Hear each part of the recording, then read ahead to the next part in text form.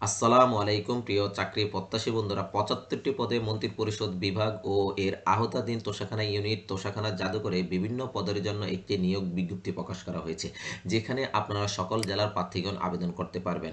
আবেদনটি শুরু হয়েছে কবে, আবেদন শেষ কবে, আবেদন করতে আপনাদের কি কি ধরনের যোগ্যতা ও অভিজ্ঞতা লাগবে, আবেদনটি কিভাবে করবেন, আবেদন ফি কত টাকা, এই সব কিছু ইনশাল্লাহ আমি এই ভিডিওতে দেখানোর চেষ্টা করব।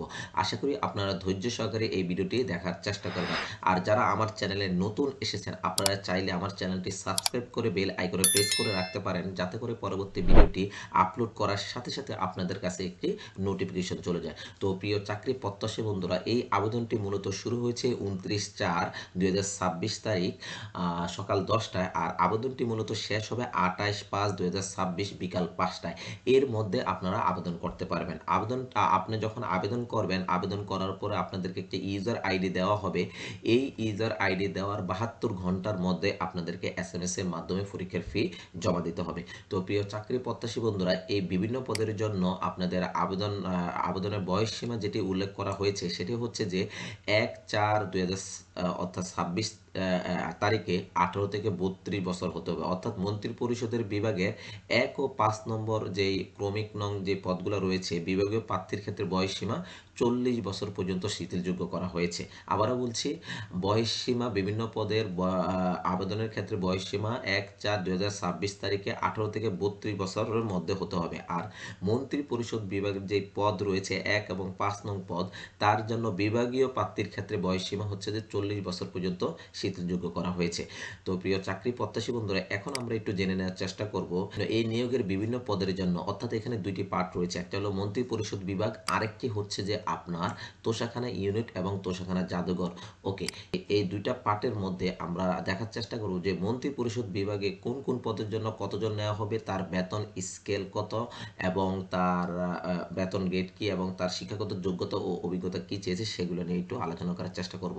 তো প্রথমে যে পদের কথা এখানে উল্লেখ করা হচ্ছে সেটা হচ্ছে যে 60 মুদ্রাক্ষরিক কাম কম্পিউটার অপারেটর, যার পদের সংখ্যা হচ্ছে যে 5টি, যার বেতন স্কেল হচ্ছে যে 11,000 থেকে শুরু করে 26,590 টাকা পর্যন্ত পাবেন, যার গ্রেড হচ্ছে যে 13তম গ্রেড। আর এটির জন্য যে যোগ্যতা চেয়েছে সেটি হচ্ছে যে কোনো শিক্ষিত বিশ্ববিদ্যালয় হইতে স্নাতক বা সমমানের ডিগ্রি থাকতে হবে। আর অভিজ্ঞতা যেগুলো চেয়েছে সেটা হচ্ছে যে কম্পিউটার প্রশিক্ষণপ্রাপ্ত হতে হবে, এবং ষাটলিপিতে সর্বনিম্ন গতি প্রতি মিনিটে ইংরেজিতে 70 শব্দ এবং বাংলায় 45 শব্দ হতে হবে। এছাড়াও কম্পিউটারের মুদ্রাক্ষরে সর্বনিম্ন গতি প্রতি মিনিটে ইংরেজি 30 শব্দ এবং বাংলায় 25 শব্দ হতে হবে। আর আরেকটি হচ্ছে যে কম্পিউটারের ওয়ার্ড প্রসেসিং সহ ইমেল ফ্যাক্স পরিচালনার দক্ষতা ও অভিজ্ঞতা থাকতে হবে। এটি ছিল আমাদের প্রথম পদের জন্য। আর দ্বিতীয় যে পদের কথা উল্লেখ করা হচ্ছে সেটি হচ্ছে যে কম্পিউটার অপারেটর, যার পদের সংখ্যা হচ্ছে যে 5টি, যার বেতন স্কেল হচ্ছে 11,000 থেকে শুরু করে 26,590 টাকা পর্যন্ত পাবেন, যার গ্রেড হচ্ছে যে 13তম গ্রেড। আর এটির জন্য যে যোগ্যতা চেয়েছে সেটি হচ্ছে যে কোনো শিক্ষিত বিশ্ববিদ্যালয় হইতে বিজ্ঞান বিভাগে স্নাতক বা সম্মান বা সমমানের ডিগ্রি থাকতে হবে। এছাড়াও যে অভিজ্ঞতাটি চেয়েছে সেটি হচ্ছে যে কম্পিউটার মুদ্রাক্ষরে প্রতি মিনিটে বাংলায় 25 শব্দ থাকতে হবে, এবং ইংরেজিতে 30 শব্দের গতিসহ সংশ্লিষ্ট বিষয় স্ট্যান্ডার্ড অ্যাপটিটিউড টেস্টে উত্তীর্ণ হতে হবে।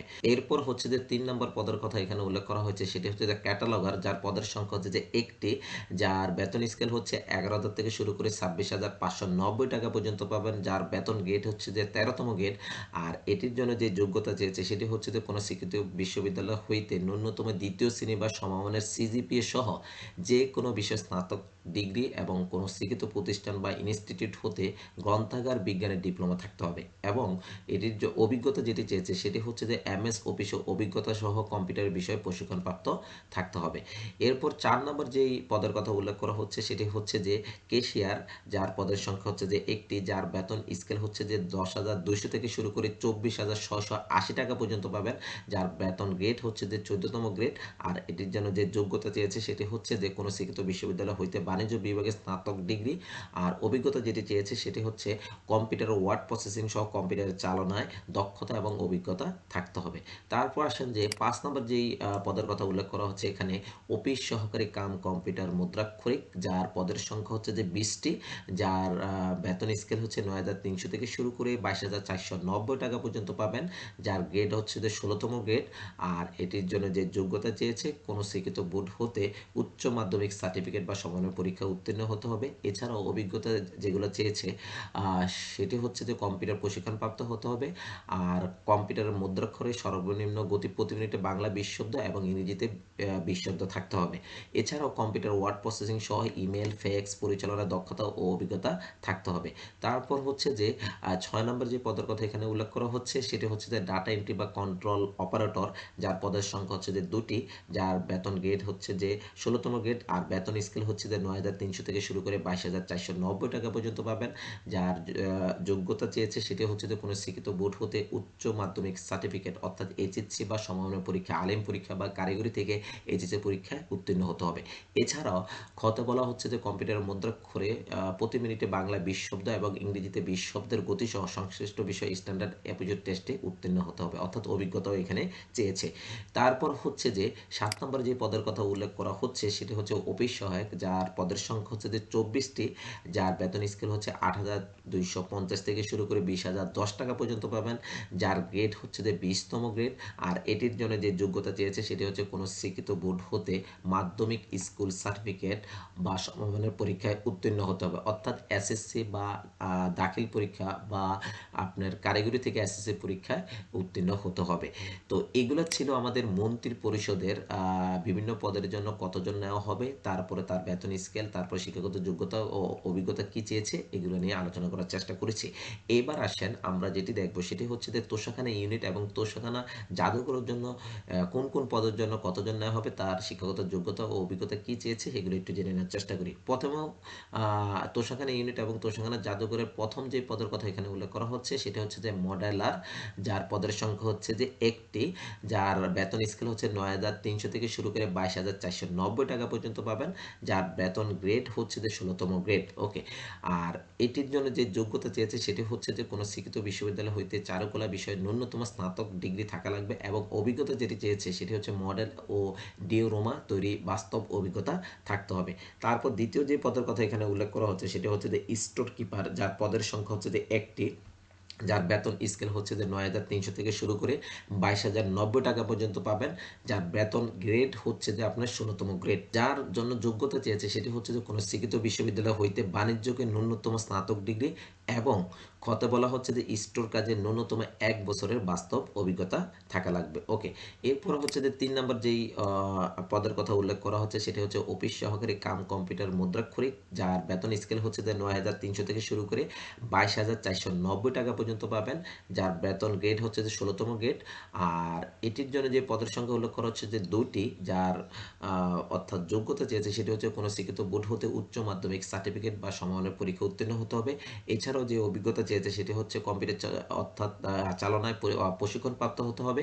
এছাড়াও কম্পিউটার মুদ্রাক্ষরে সর্বনিম্ন গতি প্রতি মিনিটে বাংলা 20 শব্দ এবং ইংরেজিতে 20 শব্দ থাকতে হবে। এরপর হচ্ছে যে 4 নম্বর যে পদের কথা উল্লেখ করা হচ্ছে সেটা হচ্ছে গ্যালারি অ্যাটেন্ডেন্ট, যার পদের সংখ্যা 4টি, যার বেতন স্কেল হচ্ছে যে 9,300 থেকে শুরু করে 22,490 টাকা পর্যন্ত পাবেন। যার বেতন গ্রেড হচ্ছে যে 16তম গ্রেড, আর এটির জন্য যেই যোগ্যতা চেয়েছে সেটি হচ্ছে যে কোনো শিক্ষিত বোর্ড হতে উচ্চ মাধ্যমিক সার্টিফিকেট বা সমমানের পরীক্ষা উত্তীর্ণ হতে হবে। এছাড়াও ইংরেজিতে কথোপকথনের দক্ষতা থাকতে হবে।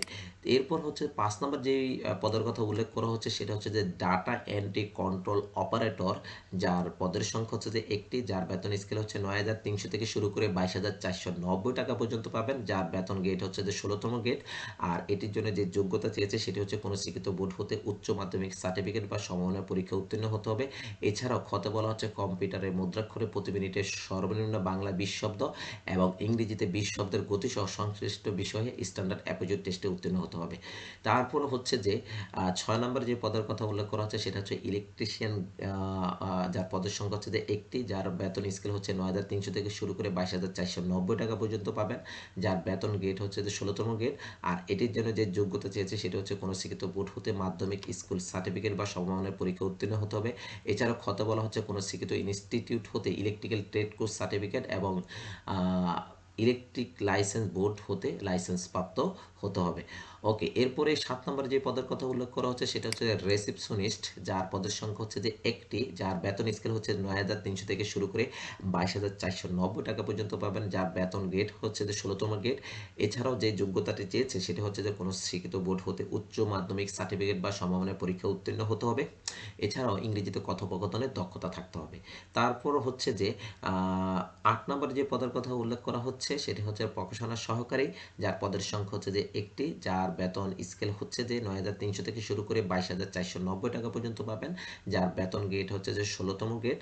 আর এটির জন্য যে যোগ্যতা চেয়েছে সেটি হচ্ছে কোনো শিক্ষিত বোর্ড হতে উচ্চ মাধ্যমিক সার্টিফিকেট বা সমানের পরীক্ষা উত্তীর্ণ হতে হবে। এছাড়াও আপনাদের যেটি লাগবে অভিজ্ঞতা সেটি হচ্ছে যে প্রিন্টিং টেকনোলজি এবং প্রুফ রিডিং এবং প্রকাশনামূলক কাজে ১ বছরের বাস্তব অভিজ্ঞতা থাকা লাগবে। এরপর হচ্ছে যে ৯ নম্বরে যে পদের কথা এখানে উল্লেখ করা হচ্ছে সেটি হচ্ছে নিরাপত্তা প্রহরী, যার পদের সংখ্যা হচ্ছে যে একটি, যার বেতন স্কেল হচ্ছে যে ৮,২৫০ থেকে শুরু করে ২০,০১০ টাকা পর্যন্ত পাবেন, যার বেতন গ্রেড হচ্ছে যে ২০তম গ্রেড। আর এটির জন্য যে যোগ্যতা চেয়েছে সেটি হচ্ছে কোনো শিক্ষিত বোর্ড হতে মাধ্যমিক স্কুল সার্টিফিকেট বা সমমানের পরীক্ষা উত্তীর্ণ হতে হবে। এছাড়াও প্রার্থীর উচ্চতা ন্যূনতম ৫ ফুট ৫ ইঞ্চি এবং সুস্বাস্থ্যের অধিকারী হতে হবে। এরপর হচ্ছে যে ১০ নম্বরে যে পদের কথা উল্লেখ করা হচ্ছে সেটা হচ্ছে অফিস সহায়ক পদ, যার পদের সংখ্যা হচ্ছে যে ৩টি, যার বেতন স্কেল হচ্ছে ৮,২৫০ থেকে শুরু করে ২০,০১০ টাকা পর্যন্ত পাবেন, যার গ্রেড হচ্ছে যে ২০তম গ্রেড এবং এটির জন্য যে যোগ্যতা চেয়েছে কোনো শিক্ষিত বোর্ড হতে মাধ্যমিক স্কুল সার্টিফিকেট বা সমমানের পরীক্ষা উত্তীর্ণ হতে হবে।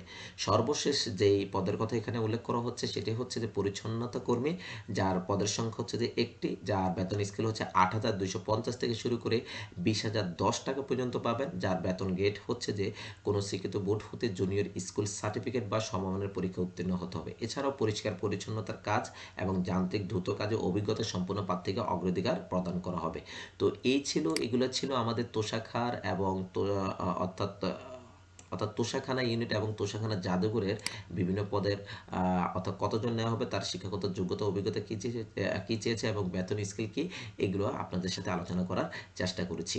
এখন যেটি আপনাদের সাথে আলোচনা করব সেটি হচ্ছে যে আপনি এই নিয়োগের বিভিন্ন পদের জন্য আপনি কিভাবে আবেদন করবেন সেটি নিয়ে আলোচনা করার চেষ্টা করব। তো আবেদনটি করার আগে আপনাদেরকে আগে থেকে দুটি ডকুমেন্ট আগে থেকে রেডি করে রাখা লাগবে। একটি হচ্ছে যে আপনাদের ছবি, আরেকটি হচ্ছে যে আপনার স্বাক্ষর। এখন আসেন ছবির মাপটা কি হবে। ছবির মাপটা হচ্ছে যে আপনার হবে ৩০০ পিক্সেলের। আবারও বলছি, ছবির মাপ হবে ৩০০ পিক্সেলের এবং তার সর্বোচ্চ সাইজ হবে ১০০ কেবির মধ্যে হতে হবে। আর স্বাক্ষরের ক্ষেত্রে যেটি মাপ হবে সেটি হচ্ছে যে ৩০০/৮০ পিক্সেলের, আর যার সর্বোচ্চ সাইজ হতে হবে ৬০ কেবি। তো এই দুইটা জিনিস আগে থেকে আপনাদেরকে রেডি করে রাখা লাগবে। এরপর আপনারা আবেদন করতে হবে। তো আবেদনটি কিভাবে করবেন? আবেদন করার জন্য এই যে এখানে একটি ওয়েবসাইট দেখতে পাচ্ছেন, অর্থাৎ cabinet.teletalk.com.bd, এই ওয়েবসাইটে আপনারা প্রবেশ করবেন। করার পরে আপনারা দেখতে পারবেন এরকম একটি পেজ আপনাদের সামনে চলে আসবে। এখান থেকে দ্বিতীয় যে অপশনটি রয়েছে অ্যাপ্লিকেশন ফর্ম, জাস্ট এখানে একটা ক্লিক করুন। ক্লিক করার পরে আরেকটি পেজ দেখতে পারবেন। এখান থেকে জাস্ট আপনারা কোন পদের জন্য আবেদন করতে চাচ্ছেন। আবারও বলছি, এখানে দুইটি ক্যাটাগরি রয়েছে। একটি হচ্ছে যে ক্যাবিনেট ডিভিশন অর্থাৎ মন্ত্রী পরিষদ বিভাগ, আরেকটি হচ্ছে যে তোষাখানা ইউনিট বা তোষাখানা মিউজিয়াম অর্থাৎ জাদুঘর। তো এই দুটি পদের থেকে অর্থাৎ এইখানে যে দুটি আপনার পার্ট রয়েছে, একটা হলো ক্যাবিনেট ডিভিশন আর একটা হলো তোষাখানা ইউনিট, তোষাখানা মিউজিয়াম। আপনি যখন মন্ত্রী পরিষদ অর্থাৎ ক্যাবিনেট ডিভিশনে ক্লিক করে নেক্সট অপশনে ক্লিক করবেন, তখন দেখবেন এর অধীনে যে পদগুলো রয়েছে সেগুলো শো করবে। আর আমি আবার একটু ব্যাকে যাচ্ছি, ব্যাকে যে আবার একটু দেখানোর চেষ্টা করি। আর যদি তোষাখানা ইউনিট বা তোষাখানা মিউজিয়ামের অধীনে আপনি যদি যে পদগুলো রয়েছে ওগুলোতে আবেদন করতে চান, তখন এটাতে ক্লিক করবেন, ক্লিক করে নেক্সট অপশনে ক্লিক করবেন। তাহলে দেখবেন ওর অধীনে অর্থাৎ তোষাখানা ইউনিট, তোষাখানা জাদুঘরের অধীনে যে পদগুলো রয়েছে সেই পদগুলো এখানে শো করবে। অর্থাৎ এখানে একটু সেন্সিটিভভাবে আপনাকে অ্যাপ্লাই করতে হবে।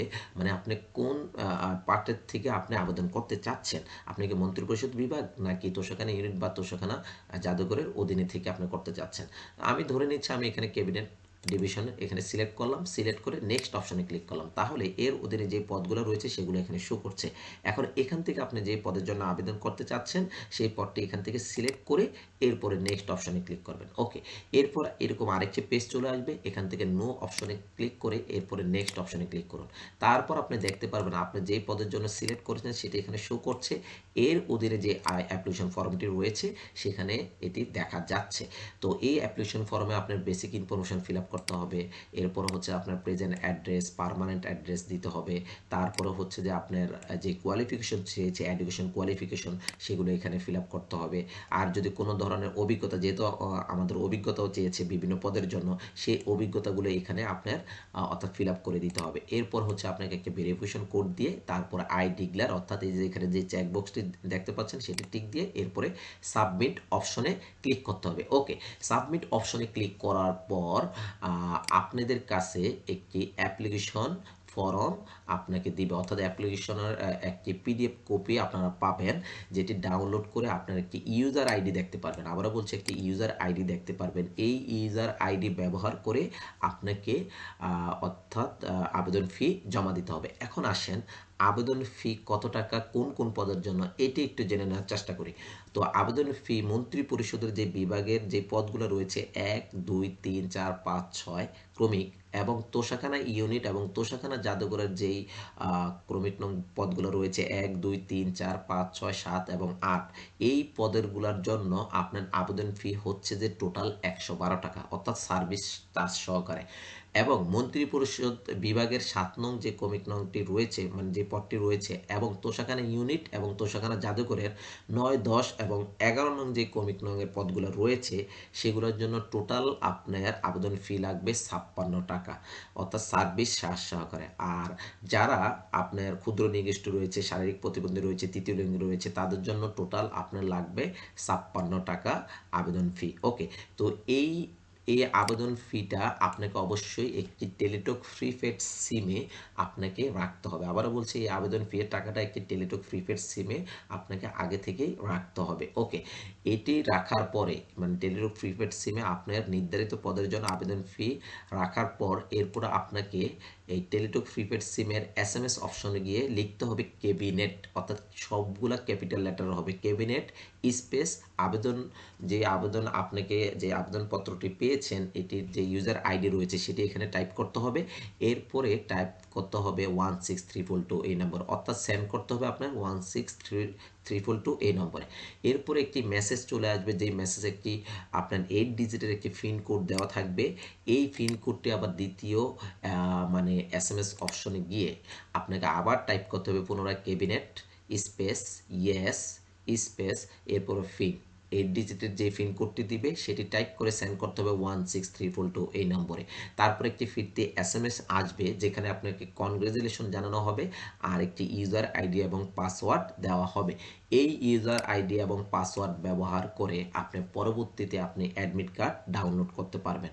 আর অ্যাডমিট কার্ডটি ডাউনলোড করার জন্য আপনাদেরকে এসএমএস এর মাধ্যমে এবং তাদের যে অফিসিয়াল ওয়েবসাইট রয়েছে সেই ওয়েবসাইটের মাধ্যমেও আপনাদেরকে জানানো হবে। আপনারা যখন এসএমএস পাবেন অ্যাডমিট কার্ড ডাউনলোড করার জন্য, তখন আপনারা এই যে cabinet.teletalk.com.bd এই ওয়েবসাইটে প্রবেশ করে আপনার ইউজার আইডি এবং পাসওয়ার্ড আপনারা দিয়ে প্রবেশ করতে পারবেন অ্যাডমিট কার্ডটি ডাউনলোড করার জন্য।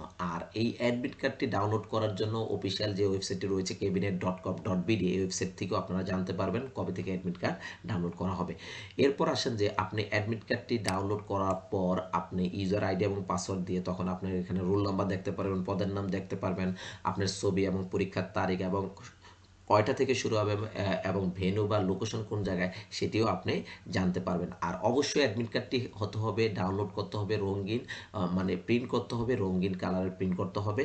ওকে, তো এরপর আসেন যে আপনি যখন লিখিত পরীক্ষায় উত্তীর্ণ হবেন, আবারও বলছি, আপনি যখন লিখিত পরীক্ষায় উত্তীর্ণ হবেন, তখন আপনাদেরকে কি কি ধরনের ডকুমেন্ট আনতে হবে। তার আগে একটু বলে নিই, সকল পদের জন্য লিখিত এবং মৌখিক পরীক্ষা গ্রহণ করা হবে। মন্ত্রী পরিষদ বিভাগের যেই 1, 2, 5 ও 6 নং যে ক্রমিক নং রয়েছে, এবং তোষাখানা ইউনিট এবং তোষাখানা জাদুঘরের 3 এবং 5 নং যে ক্রমিক নং পদগুলো রয়েছে, সেগুলোর জন্য লিখিত পরীক্ষা এবং ব্যবহারিক পরীক্ষায় উত্তীর্ণ হতে হবে।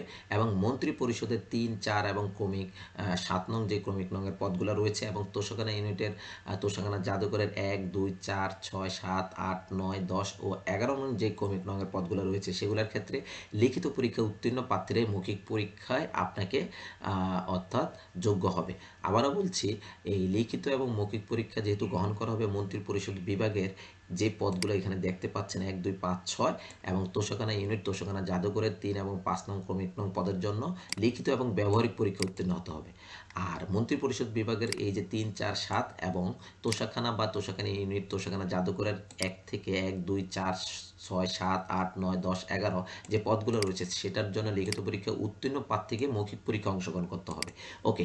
আর মৌখিক পরীক্ষার সময় আপনাদেরকে যে যে ডকুমেন্টগুলো আনতে হবে, সেটি হচ্ছে যে সকল সনদপত্র বা লাইসেন্সের মূল কপি প্রদর্শন করতে হবে। এছাড়াও পুনর্গঠিত যে অ্যাপ্লিকেশন ফর্মটি রয়েছে, এই সকল সনদপত্রের সত্যায়িত ফটোকপি দাখিল করতে হবে। এছাড়া জেলার স্থায়ী বাসিন্দার প্রমাণপত্র হিসেবে ইউনিয়ন পরিষদ অথবা পৌরসভা অথবা সিটি কর্পোরেশন কর্তৃক প্রদত্ত সনদপত্র প্রদান করতে হবে, এবং জাতীয় পরিচয়পত্রের ফটোকপি দাখিল করতে হবে।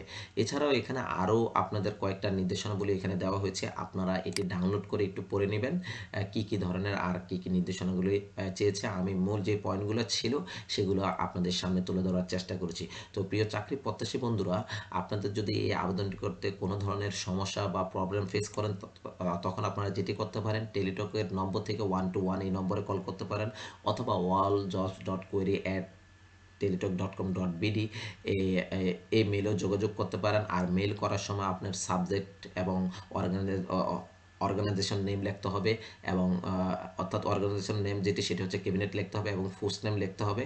আর আপনার ইউজার আইডি এবং কন্ট্যাক্ট নাম্বার অবশ্যই উল্লেখ করতে হবে। তো প্রিয় চাকরি প্রত্যাশী বন্ধুরা, এই ভিডিওটি যদি ভালো লেগে থাকে তাহলে অবশ্যই লাইক, কমেন্ট, শেয়ার করতে ভুলবেন না, আর সাবস্ক্রাইব করতে ভুলবেন না। সবাই ভালো থাকেন, সুস্থ থাকেন এই কামনা করি। আসসালামু আলাইকুম।